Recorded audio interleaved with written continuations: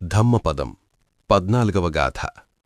యథా అగారం సుచ్ఛన్నం ఉఠ్ఠీ నసమతి విజ్జతి ఏవం సుభావితం చిత్తం రాగో నసమతి విజ్జతి. సరిగ్గా కప్పబడిన గట్టి పైకప్పు ఉన్న ఇంటిలోకి వర్షం ఎలాగైతే చొచ్చుకుపోలేదో అలాగే చక్కగా శిక్షణ పొందిన భావన చెయ్యబడిన మనస్సులోకి రాగద్వేషాలు అంటే కోరికలు ప్రవేశించలేవు. మన మనస్సు అనే పైకప్పును నిర్మించడానికి శీలం అంటే ఎథికల్ కాండక్ట్, సమాధి అంటే కాన్సంట్రేషన్ మరియు ప్రజ్ఞ అంటే విజ్డమ్ అనే 3 పొరలు అవసరం. ఈ 3 సరిగ్గా ఉన్నప్పుడే మనస్సు సుచ్ఛన్నం అంటే బాగా కప్పబడినది అవుతుంది.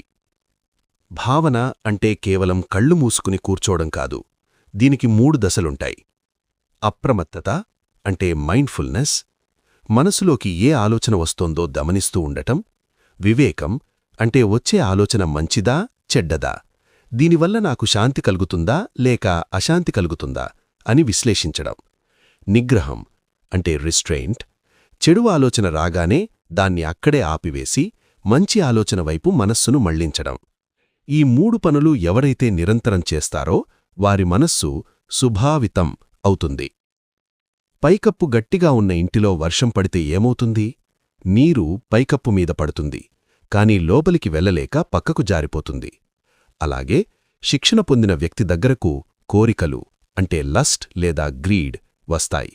ఎవరైనా తిడితే కోపం వచ్చే పరిస్థితి వస్తుంది, కాని ఆ వ్యక్తి మనస్సు లోపలికి అవి చొచ్చుకుపోవు.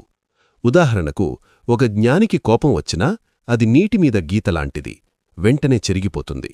కాని సామాన్యుడికి అది శిలమీద గీతలా ఉండిపోయి మనస్సును కాల్చేస్తుంది. ఒక చిన్న ఉదాహరణతో చూద్దాం.